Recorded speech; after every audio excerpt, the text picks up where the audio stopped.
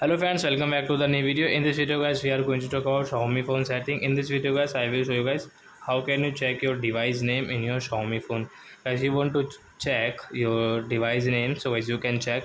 And guys, now let's see how to check device name in Xiaomi phone. In this video guys, I am going to show you.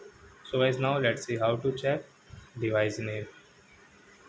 So friend, first of all, open your phone setting to check your device name. So as you can see this type of setting, so guys what will you have to do guys, you will have to click on this about phone setting. So guys tap here. As you can see your device name, tap here. So you can check your device name Xiaomi 11i 5G phone. So you can check your device name in your Xiaomi phone.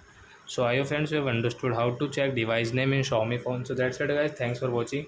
Now we will meet on next video with new topic. Before going guys, please go and like my video, subscribe my channel. Bye bye friends.